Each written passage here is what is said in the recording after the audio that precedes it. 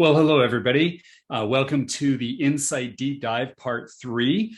You probably, having seen Parts 1 and 2, know that my name is Dr. David Fletcher, and I'm the leader of CLA, who has created the instrumentation that allows us to really look deeper within the central nervous system. Today's session is on the Insight Neurothermal as it relates to dysautonomia and the vertebral subluxation.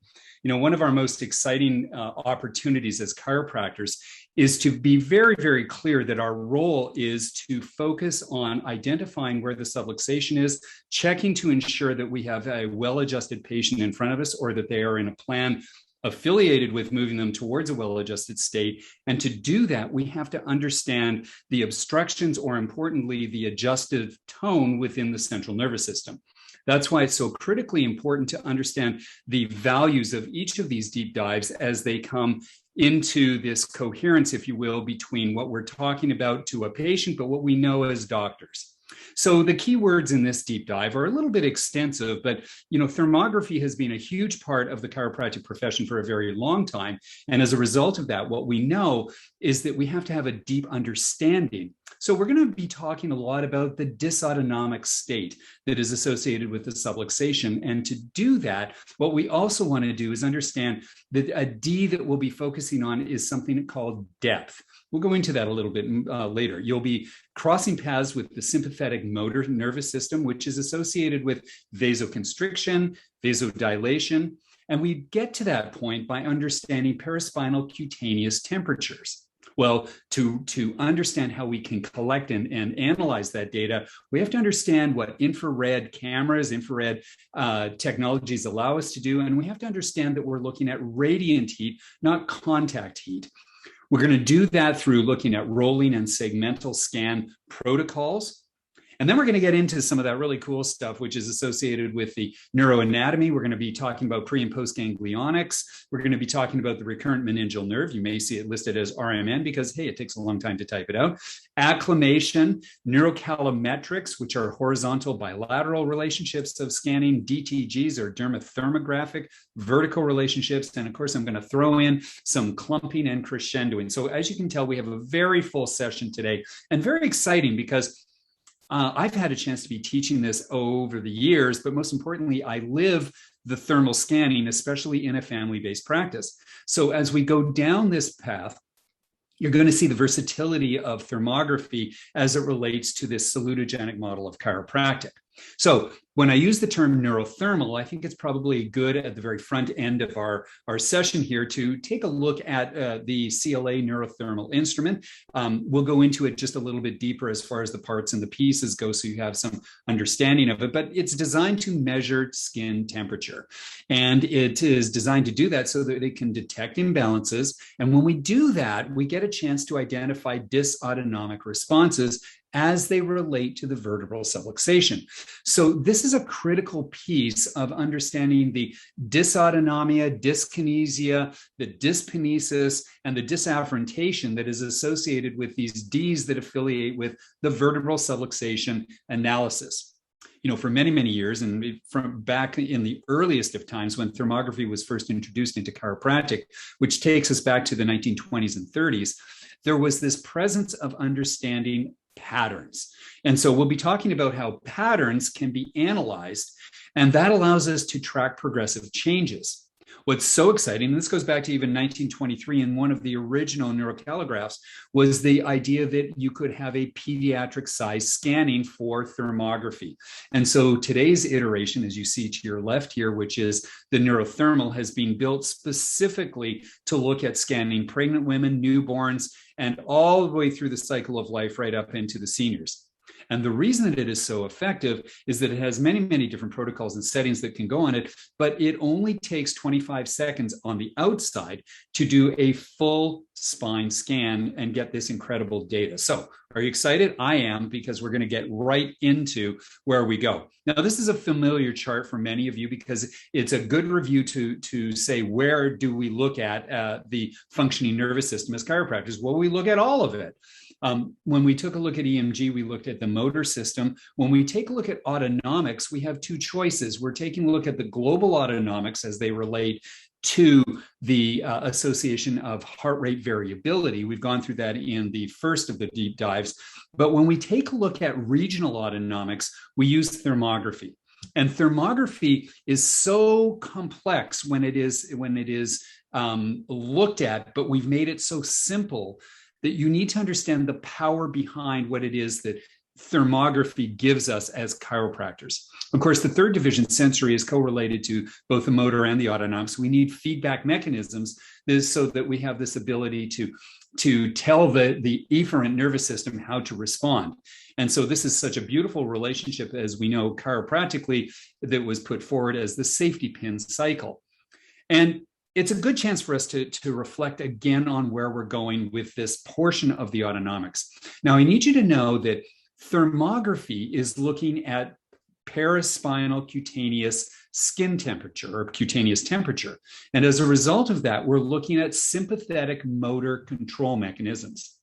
Now, this paraspinal cutaneous temperature is relatable to the motoricity, if you will, that goes to arterioles. Now, here's a really important point specifically to the chiropractic model.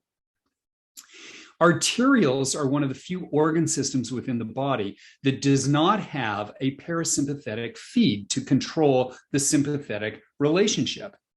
That means that the tone of the sympathetic nervous system has to be spot on if thermal regulation is going to happen.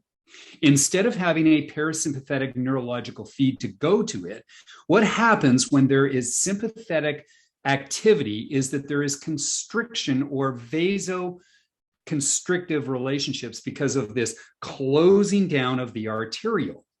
And we get this sympatho modulation associated in the areas of arterioles with something called nitrous oxide. Now, nitrous oxide is essentially a transmitter that is available in many or most tissues.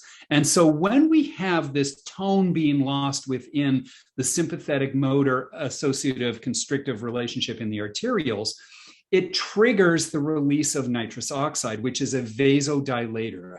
And so what you need to understand is that if there is this aggressive and even locked in ability of the sympathetic motors to be on fire or firing all the time, this adrenergic response can overwhelm the nitrous oxide responsiveness, and we can get locked into a temperature imbalance.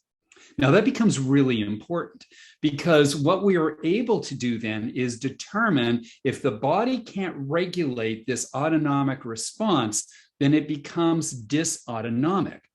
Now, in itself, there's a lot of interplay that's going along in the neurology at any one time because our body is having to interpret itself in its environment, not only through the physical forces and the temperature, but also through the emotional and the cognitive processes. There's a lot going on. And as a result of that, temperature regulation is constantly in flux. And that's another really important point.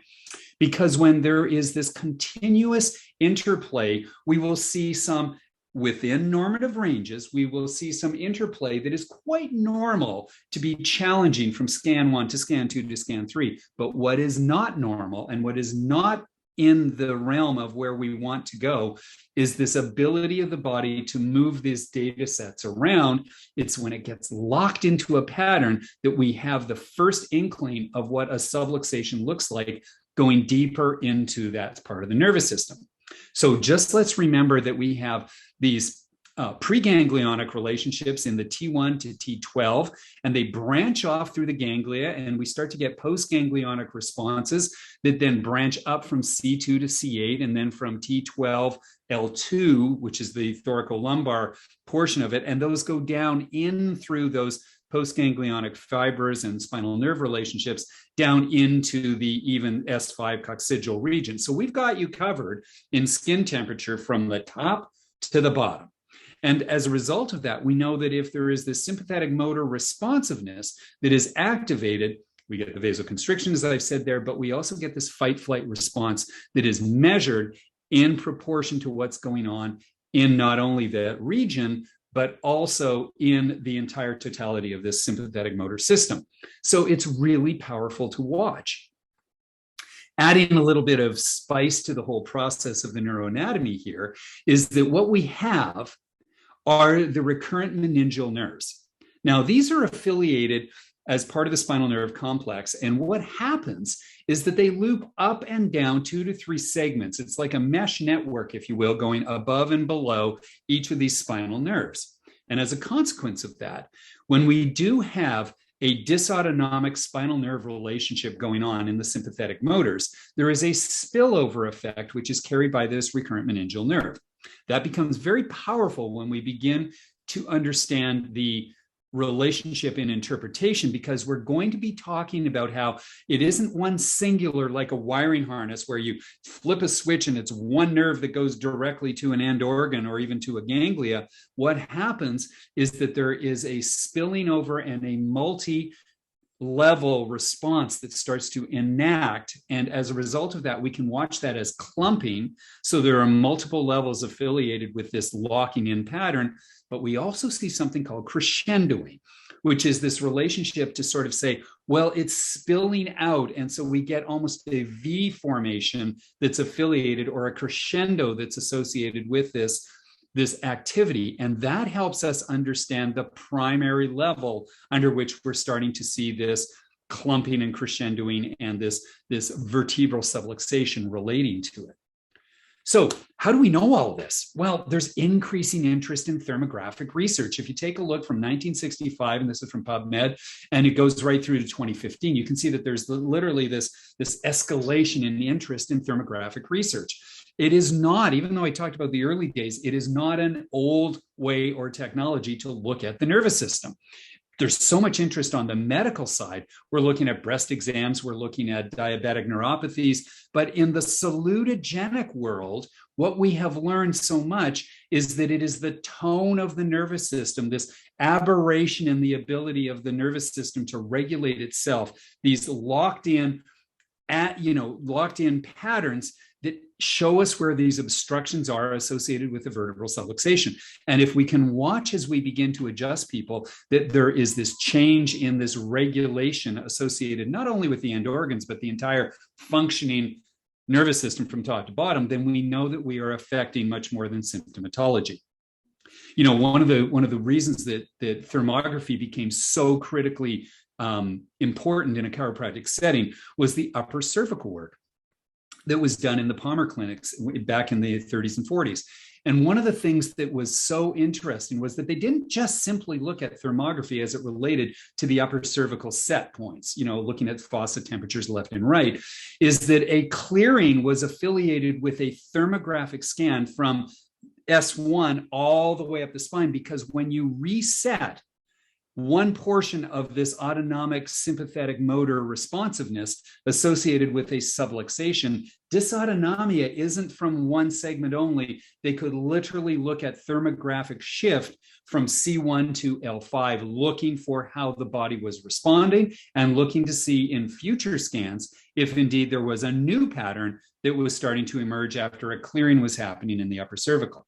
So there's been a tremendous amount of interest as we go in understanding the chiropractic influence in this research. Well, one of the great leaders within our research community is Dr. Matt McCoy, who is affiliated with the Journal of the Vertebral Subluxation Research. And so one of the things that he was able to put forward was this idea of paraspinal thermography in the analysis and management of vertebral subluxation, review of the literature. And he reviewed in this study 72 different papers that confirmed that there was a distinct relationship and need for continuing research in a chiropractic setting. You know, on a different aspect, we look at the 19th Annual International Conference of the Engineering of Medical Sciences and Biology Society. And they come up with this, that they say infrared thermal imaging is a sensitive test. Well, we all know that. Its use is limited to diagnosis of thermal function of the sympathetic system. It objectively identified areas of sympathetic nerve damage. They're looking in a pathogenic model, and that's usually hyperthermic. Why is that? Pro-inflammatory. Or partial sympathetic nerve dysfunction, meaning that as this change occurs, we can literally track the transition from being actively engaged in associative injuries, or at least in the in the acute phase of a subluxation to looking at the historic hypothermic responses as that fight-flight responsiveness, loss of tone becomes embedded in the core neurology. As is the case, I love this, as is the case with all other diagnostic tests, it does not diagnose a disease. It's looking at process. And I think that sits so nicely into our chiropractic modeling. And so one of the things that we want to do is understand how we can use chiropractic modeling, but have quantifiable data to compare our responses to. And the leader in this comes from the Johns Hopkins community, and in the Journal of Neurosurgery as early as 1988, a very famous paper, the Imatsu paper 1, and there was a second paper on it that looked more at peripheral neuropathy. But this was one of the most important papers from a chiropractic perspective, because Imatsu and his team were able to quantify the normative ranges for every segment within the spine. And it is that normative data that forms our basis under how we can compare how people are moving from a subluxated dysautonomic state to one that is not there, not simply by observing visible patterns, but looking at quantifiable data. And this is what changes. And this is why CLA's neurothermal is distinctive in the application of thermography, because it looks at the data, not simply the pattern or the image. And this is a critical point to remember. But you know, Imatsu and the Johns Hopkins team went one step further and indicated that this skin temperature variation and imbalance is a quantifiable indicator of sympathetic, not distortion, but dysfunction. And so there is this understanding that you can take a look, like we did in the early days in chiropractic through a Merrick system or otherwise, and draw absolute connectivity between spinal dysfunction associated with the vertebral subluxation and end organ dysfunction. So we need to understand and remember that as we start to have a control mechanism shift at a spinal level, that it affects the glands, the organs, and blood vessels, which means that we have a way to observe all of this progressive change that we're inputting into the system. So when we do a scan, what you can start to see is that there are normative values baked into that software from CLA, and these are based on bilateral, side-to-side, horizontal values. And so when you go to take a look at a scan coloration, as you will, then what you will be able to see is a white zone, if you will, which allows us to describe those as being within that normative range that Imatsu published. But as we go outside of that, then what we know is that we need to identify you, the examiner, and the patient to realize that there is a shift. And we're going to go into that quite a bit as we start to take a look at the scan interpretation and the value of looking at standard deviations. So it's really important to see that using the scanning is very simple as well. So the pictures on the left, you can see that we designed it so that it is very applicable into not only the adult sequences of scanning family members, but obviously the smiling little guy is loving his scan as he is checked for his vertebral subluxation. But you can also see that we can do them outside of the examination area and take the instrument into our adjustive areas and do pre and post checks, as you see me doing. So let me just show a clip and show, for those of you not that familiar, you're going to see that we have the ability to move the scanning technology all the way up into this spinal region. It's non-postural, so we don't have to worry about the patient sitting upright. You'll notice that the hair is off the spinal region. We'll talk a bit about that, and I'm going to be doing a scan to the left fossa now. So we've started at S1, we've moved all the way through the spine, and as we go and check the fossa temperature, the instrument is being told that it is ready to pull the trigger. It's measuring itself up there, and what we know is that there is this next level relationship that's going on with it. And what we need to understand as we go down this path is that we have this next level ability to control all of our all of our scanning systems that are in there. And there we are, and we can move on. So what we were looking for was the ability, of course, to look at that comparative relationship. And what you will see on the different scans as they are produced through the software is this ability to look at the different standard deviations. So white we talked about as being that normal or neutral level of coloration. So we see that C1, for instance, is sitting within a neutral area, but you can start to see this clumping occurring as we take a look at the left cervical thoracic region, and we can see that there's different colorations in there. So the red represents over 3 times the standard deviation, or 3 times the amount of shift that there should be going on with that. And we go down the way. There's blue, which is 2 times green, which is slightly there. And so we work within the traditional ways of mild, moderate, and significant. And this is very important data for you to understand. It colorizes it, but here's the point, and I'm going to make this many times over as we go through this, is that the point of this is that there is a horizontal or side-to-side bilateral relationship in this thermal balance or neurocalorimetric style of analysis. So the thermal balance, which is what you're seeing, shows which level of the spinal nerves are not being able to understand how they can, if you will, work their way through this relationship of autonomic functional balance. And so they can't regulate the tone of these blood vessels. And so the temperature is shifting from, well, we don't know quite yet, whether we're starting to see whether this is too much vasoconstriction or too much vasodilation. We're going to take a look at that in just a moment on a second analysis. But what we do know is that in the literature, it says that if you have a segment of the neurology that is no longer able to balance that left-right, that you are definitely in a dysautonomic state. And so that's what we really want to take away from this particular vision of this whole process. We put together a second form of analysis, and this is where we get a chance to start to introduce what's called the DTG, or vertical analysis. But we've combined them because when you plot along the way in which you can manage this, we start to see that there is a line graph which we can look, and that's really important for pattern analysis. And we'll look at that going down the path a little bit, but take a look on either side of this body image, and you'll start to see what we call the directs, which is the left side and the right side. Now, we're going to go into this a little bit more, but these are what are called the dermathermographic directs on each side. So if we take a look at the makeup of this technology, what you're going to see are that there are 2 infrared cameras, one for the left side and one for the right side. And so these plots are literally moving up simultaneously from L5S1 right through to C1, as you saw.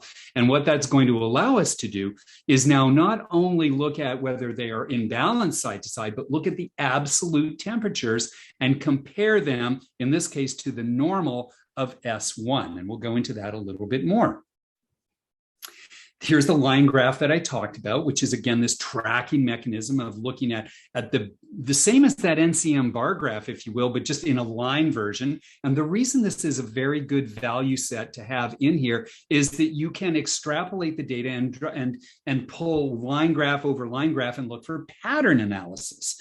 And it's really important because many doctors, especially upper cervical doctors, remember, as I said, they're not just looking at the upper cervical spine, they're looking at the entire reaction of the upper cervical adjustment to the entire central neurology. They love this line graph.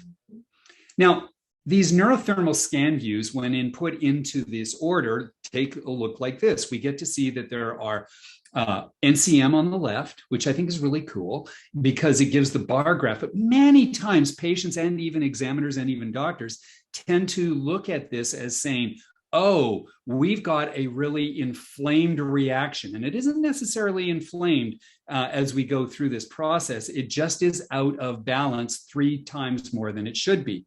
In this particular case, and this is the same person, we see that it isn't really inflamed on the left. It will always, and I want you to hear me on this one, it will always plot to the warmer side.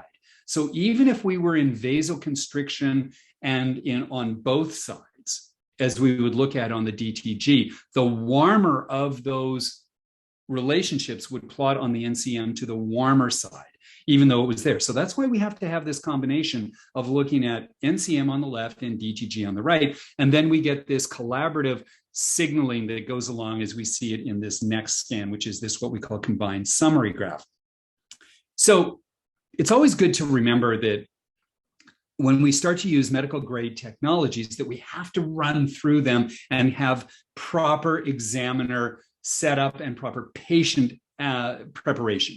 Why? Because we're not interested in this diagnostic modeling of a pathogenic way. We're looking to see if we can get a baseline scan and do comparatives to see how the salutogenic responsiveness is going on. Remember, tone in the nervous system is constantly designed to shift, but within that normative range. So what we want to do is get consistency and remove variables right from the very get-go. So we can't always control everything, but we can ask the questions and we can start to be very clear with what it is that we want out of our examination relationships with this. So we start to think, well, did the patient exercise prior to this examination? We kind of go, well, how long does it really take for somebody to cool down or at least get back to a normal? And this varies. It can be anywhere from 30 to 45 to 90 minutes. You'll take a look at that patient and understand what it should be, but you need to sort of get in the feel for whether they just came running out from the gym and got their scans to be done. You should be preparing them to remember that this is not just a snapshot. These are used in a very critical way to understand if their subluxations are progressing or not under your care, meaning the adjustments are doing as they're doing. Did they sweat and then cool? Meaning, where are they in this heat cooling stage? Are they right in front of you overheated? In the heavy cold climates, did they just take off a heavy coat? Did you give them time? And we'll talk about acclimation. Have they been sitting in a heated seat in their car? Now, this is a big one.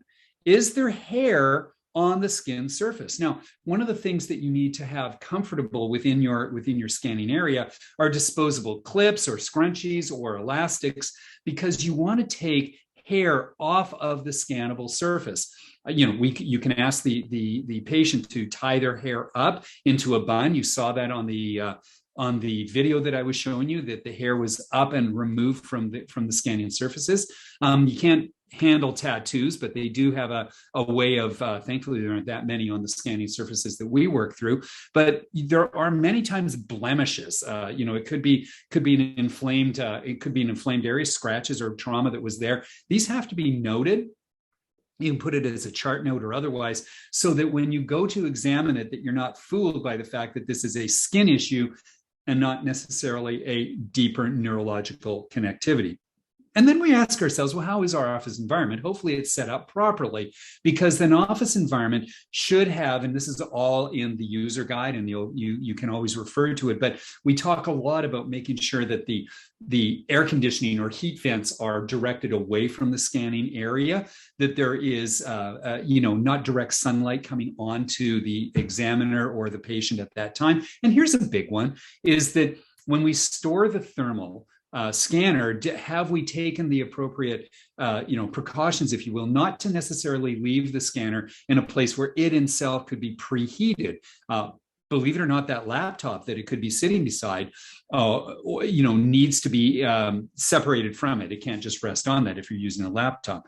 We typically use, as you see in these scans, the iPad version of that. So that isn't quite as evident, but it becomes really important to check your environment and check to make sure that you've got those points covered. So I introduced the principle of acclimation. And when you start to go into the research data, you'll notice that there's a very, very important conversation about acclimation time. Why? Because that normative data that I talked about was directly related to room temperature. In other words, the patient has to be able to acclimate to whatever your room temperature is. And so there's a big discussion about how long that takes. Well, Dr. McCoy, when he was publishing his paper on intra and inter-examiner reliability, made this comment. He said, at the time it took to have the subject put on a gown, wait their turn, have their data inputted into the database prior to being scanned and served, time scanned served as that equilibrium acclimation time. And I think that what we're really looking at here is that in normal daily processing of having the patient go to the effort of getting into an exam gown, et cetera, it gives enough time for the person to be acclimating. If we were to put a time window on it, it could span anywhere from 2 to 8 minutes. Obviously, in busier practices, we prefer the 2-minute window. So set your relationship up with the patient to remind them about that preemptive timing, whether they're coming from a gym or coming from a heated car seat, et cetera, that this is a very, very, very significant examination that we need to prepare up for. I want to just do another point of reference here in terms of acclimation. The DTG uses S1 as the standard to compare all the different temperatures along both the right direct and the left direct. And as a result of that, the one area that is super critical, we've already taken the hair off of the neck region and otherwise, but the one area that is super critical to expose to the room temperature is S1. And so in adults or males especially, we need them to unbuckle their belt and roll down so that S1 is exposed. Even taking the top band on their underwear and rolling it down and under is another important step. But in babies, we also want to make sure that the diaper is turned down or they have a fully exposed S1 to C1 region, again, acclimating all the time. So I know it sounds like a small point, but it's really a huge point because you want reproducible data.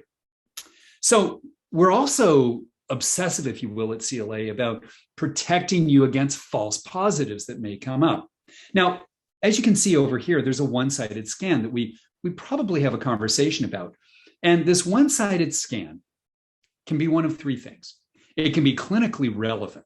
I want to share this with you is that when we start to see, and this, by the way, is what I called crescendoing as we took a look before, and we can certainly see that this isn't a clump.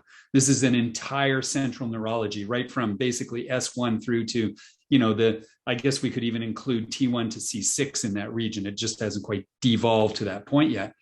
But when we see this, there could be a clinical question. We talk about toxicity. This is where there is dysautonomia affiliated with the entire, not just segments, but this is postganglionic, where we're starting to see that there's organ systems that are struggling to regulate at all levels here. So it could very much be clinically relevant. Most often, unfortunately, it's examiner error. Now, when we're going to do these, we have to remember that it's radiant heat, and we have to remember that we are staying within a reasonable range, and we've set these sensors so that they're really moving along just outside of the spinous processes, and that there isn't some type of tilting or tipping or directional non-contact. So we keep it at 90 degrees without touching the skin. There are spacers we call the eyebrows that affiliate with keeping the sensors so that it's just simply radiant and not touch heat. Just making sure that this isn't there. And finally, there could be that some unseen hands, or it could have been that it was dropped, or that there was something that changed the sync of that thermal setting between left and right. So those are your three challenges if you get a scan like this. Now, we know that it would be really a rare occasion if we looked at 3 individual patients, or we did 3 successive scans, and we kept getting one-sided scans. That would be an unusual statistical aberration. So that would mean that it was probably more like the examiner error of the instrument bias.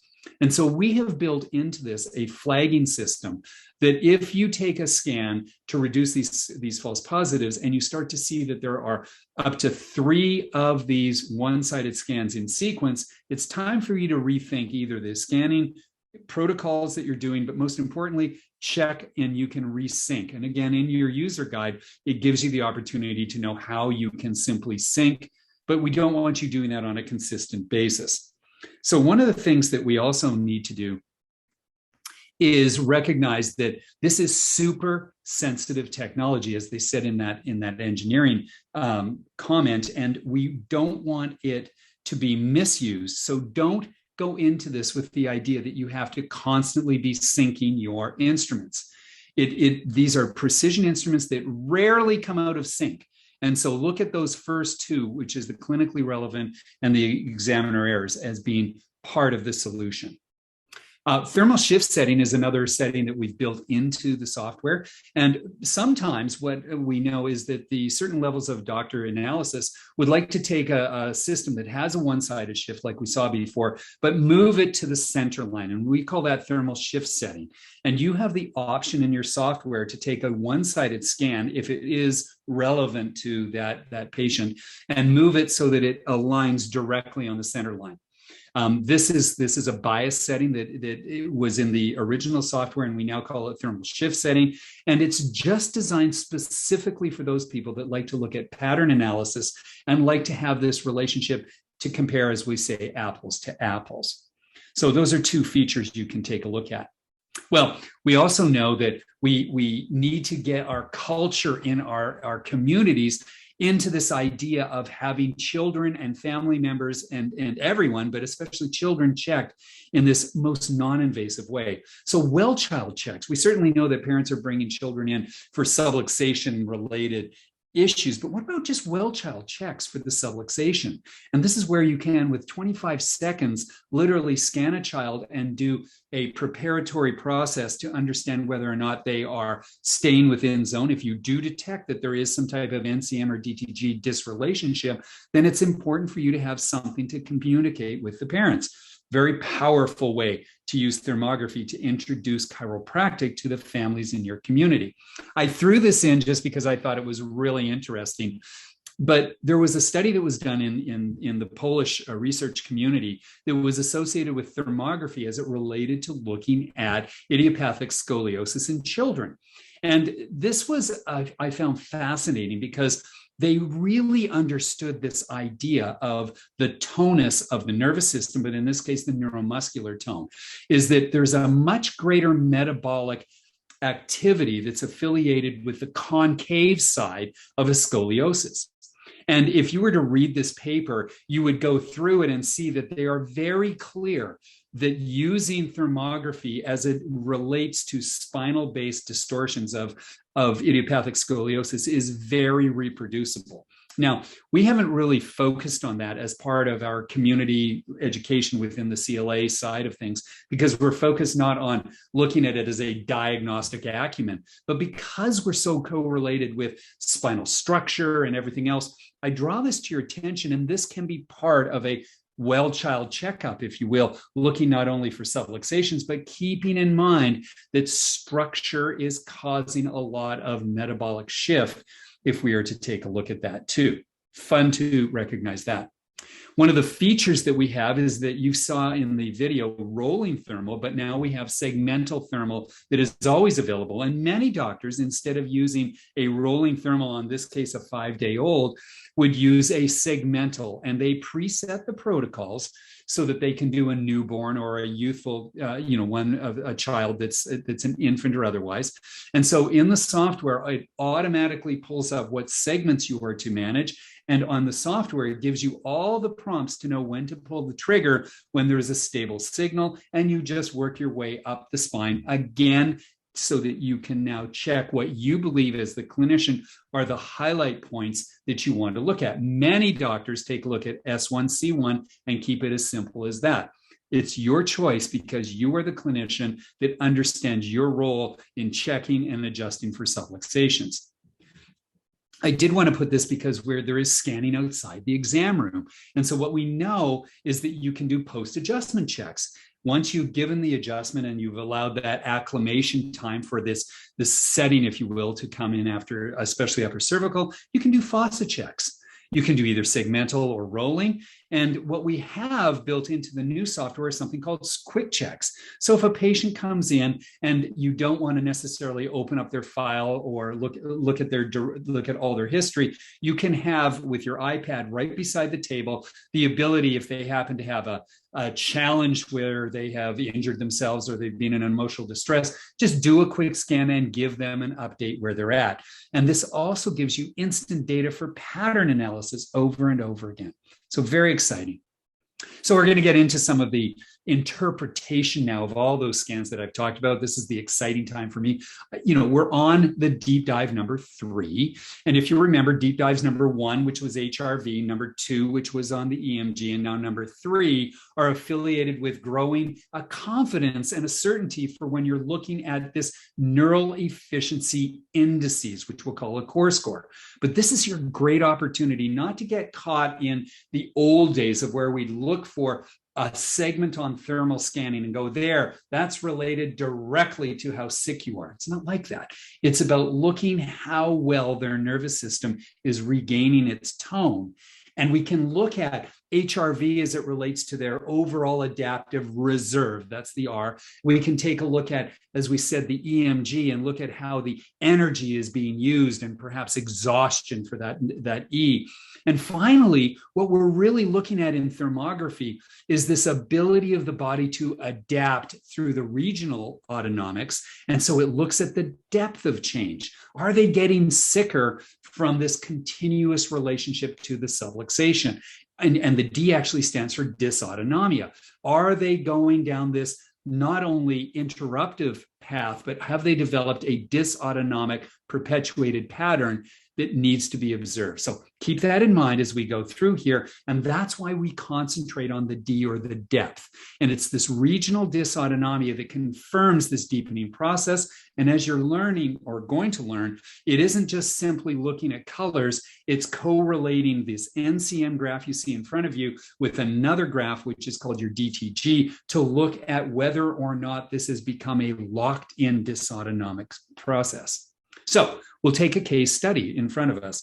And this is actually the same adult case study that we used for part 1, part 2, and now we're looking at the thermal for part 3. So when we take a look at an adult case study that's associated with the different views, you've seen these before in the preamble. Just to review, NCM is a segment by segment, lateral, horizontal relationship. Is the person dysautonomic?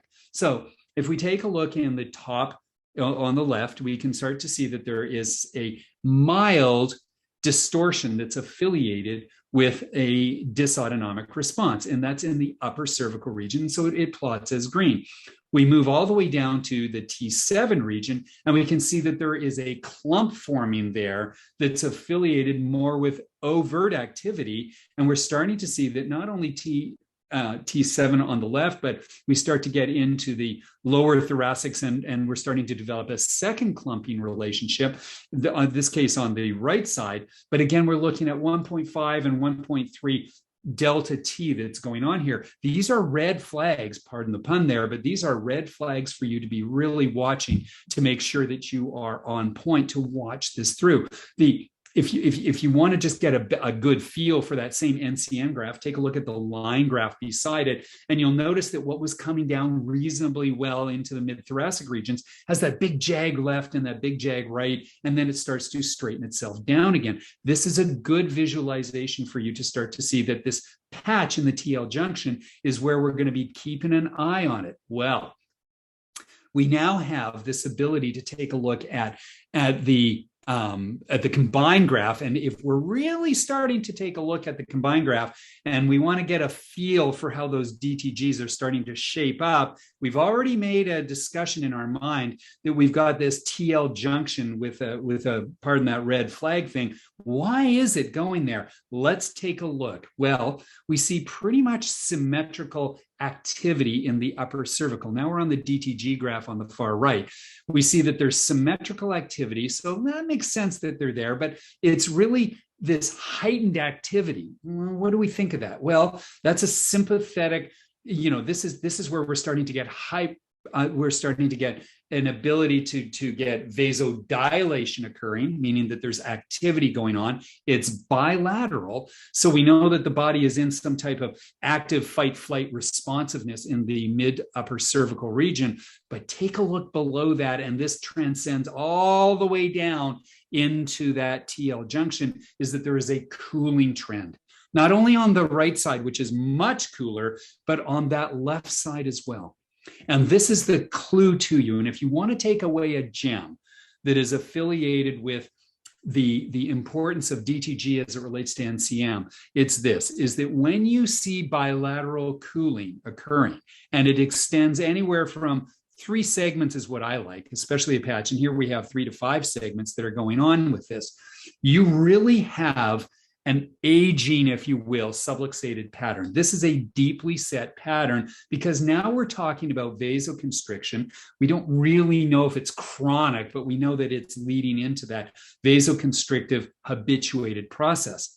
And the body in its wisdom is trying desperately to block that area off and reactivate. And so we start to see below that a lot of this, hyperemic responsiveness, if you will, or heating through vasodilation below and above it. So my line of thinking is that we're wanting to keep a very clear eye after this initial scan on that mid to low thoracic region.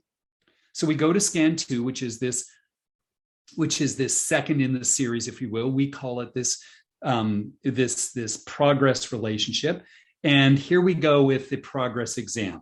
And so what do we have here? Well, we see a little bit of that original area blocking itself up, but we start to see some really crazy things going on here. Now, when I see this, I happen to know the examiners on this team, and I have a really strong knowledge of the skill sets that they bring. So I know that that's not user error when we're getting it. Maybe acclimation was part of the storyline here, but again, when I asked about that, there was a clarity that they had exposed S1 to this fact that it wasn't overheated. Because if S1 was overheated, correct, everything beyond that would look cool to where it is. So we've got a big shift and a big change happening here in progress exam. What do we make of that? Well, we make of that because the relationship, we say that they're in process of changing. We need to see a third one to see if they've been able to break that up. Here's a point. Notice that the scan score is based on the NCM, not the DTG. This has always been the case with scoring. And the scoring relationship is because when Uematsu published the paper, they did not take into account, nor did they care about whether or not there was this aging process of subluxation or shift that was going on. Dysautonomia was dysautonomia as it related to the lateral shift. So all scoring is based upon amplitude and symmetry of the NCM graph. For right or for wrong, this is what is in the research about dysautonomia. Well, as we start to go down the path and we get to a comparative study, we start to see that there is now this continuous reactivity. Now, I didn't pick this unicorns and roses type of scan sequence to show you that it was perfect all along. I purposely brought something to show you that you have to be patient, that you have to be watching and making sure that there is this continual relationship at a thermographic time. I'm starting to see that there is this continuing locked-in pattern still in that TL junction. And especially if you take a look at the center or the combined summary graph, it becomes more and more evident that TL on the right junction has not responded yet to the care model. And finally, we start to see in the line graph, as we go down into a continuation or fourth scan, that there is this continuing improvement. We see the NCM is straightening out. We start to see that the cooling trends, albeit that they're there, are in a symmetrical way. Not that we're happy about the cooling trends, but that there is this sense that there is less of that relationship. I'll go back one more, and you'll notice that in that TL junction, there was a deeper disrelationship going on, and that we had actually on the NCM some relationships in that TL junction still, but we see a clearing happening and we see an easing happening. And so this is where thermography gives you the chance to keep you honest, if you will, is that sure, the score went up a few points, but the point of this was you were able to track in 3 different images exactly what we needed or wanted to see. What is this all about? Well, remember we began the RED sequence with the idea that what we could do is introduce a core score. A core score is a neural efficiency index. And I put this in because not everybody on the call has a deep familiarity with this combined scoring model. And so just as a reminder, which is why we've set up the deep dives, the HRV and the EMG and the thermal, all the data from them combines in an algorithmic way to create a neural efficiency single number index called the core score. And it combines the reserve, as we talked about, the postural energy and this adaptation and dysautonomia to do it. It's a great care planning tool. And that's one of the reasons that we bring it down. And so in the scans that I was showing you, you have to remember that thermography does stand alone, but it also combines beautifully with where we are in this relationship of continual neural efficiency. At the same time as this patient was being adjusted and observed regionally, they were being adjusted holistically, if you will, looking at their ability of their HRV to improve. And so we start to see what the combined scores were. In the initial core score brought up a 72, and we see that over time they're getting to a 79. And it's critically important you understand that by the time they hit an 80 score on their core score, they're in a much more neural efficient and stable place. So the contribution of the thermal scoring is critical to watch as we make these challenges of the subluxated person come to life to them. We're very satisfied that these deeply subluxated people have the opportunity to change not only in their thermographic changes, but also along the way. Now, we're going to not necessarily go through this whole interpretation under a child scan, but it's the same principle of where we're doing an initial, a progress, a comparative, and a continuation-based scan. When we take a look at it, we can see a lot of this activity. But again, keep your eyes on what's right versus what's wrong. Look for clumping and crescendoing on the NCM. Take a look at the DTG to look and see if there is anything like we did on the last scan that brings up, cautionary notes for you. We don't see really anything that's affiliated here. The two directs are looking really straightforward. So this is what we would comment to the parent, and we would have a lot of fun talking about it by showing them that their child is indeed in a very good, healthy neurological state. When we take a look at this isn't a surprise, but we have picked up that there is this early change that we want to keep an eye on, and we have the means and the tools to do so. When the body is constantly fighting through the tone or the tension on the nervous system, it builds a reaction deeper within a part of the nervous system that regulates function, regulates the way organs and glands work. And that'll be important in just a moment. And again, I'm speaking this as if I'm speaking to a parent. And so what I need you to understand is that we see this blue, and I'm looking at the NCM here, and we see this blue and green clump, if you would, which tells us that there's some unnecessary stress on that part of the nervous system. You'll notice that the line on the second graph we have here, this line is essentially straight except for that one area we picked up. So again, we have a couple of ways under which we can track the changes in your child's nervous system. As we move through, we have a couple of other views that are really helpful to the examiner and to me as your chiropractor. We will be watching both of these to see if there is quantifiable or necessary changes as we're looking at the other two aspects of your child's neurological profile through their EMGs. They're 6 years old, so they can have an EMG, and their HRV. It gives the parent the confidence. And if you want to take it one step further, what we know is that reporting and care planning come very clearly a family event. And this family event is exciting because what we know is that it means something to the parent. And if we want to take a patient education one step further, embedded in each of your views for thermography, whether it's segmental or whether it's on rolling, and in EMG, is a pop-up that we created, which is a beautiful library affiliated with changes that are associated with chiropractic outcomes. So as part of the profile that pops up at the end of the scan, you will get a Neuralink screen that will come here. And this Neuralink screen is colorized in the same way that the NCM graph is colorized, is that there are colors in the different organ icons that you have here that relate to colors that are associated with that. So I chose the red one that affiliates with the nasal control mechanisms, and this is sinusitis in a child. And I cite that there's a blue box, if you will. I don't expect you to be able to read that on this one, but there's a blue box of information, which is an abstract of an abstract, which talks to the parent. And if we were to scroll down, and I couldn't get it all on one screen, but if we were to scroll down, there is a paper that's being published that affiliates with sinusitis and sore throats, improvement of chronic sinusitis, constipation, pharyngitis in a child following chiropractic care. And it was published in the Journal of Pediatric, Maternal, and Family Health Chiropractic.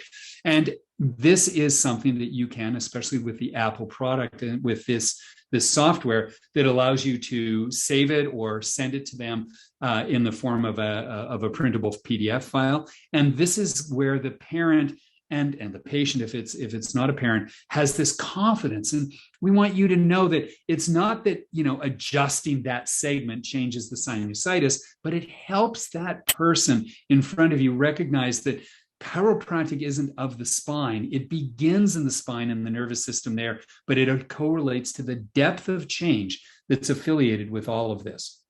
So I hope you're starting to get an idea of the scope and breadth of what we were so excited about in this deep dive. And that is that thermography is one of the ways in which we can get a deep window into the functioning nervous system. The confidence you should have on intra and inter-examiner reliability is excellent. There is no doubt in our minds that when you start to scan and have a confidence in both your examination skills, that you will be able in just 25 seconds on a scan or even shorter on a newborn, that you will get invaluable information of the status of the tone of the nervous system and the availability of what your adjustive care planning is going to do.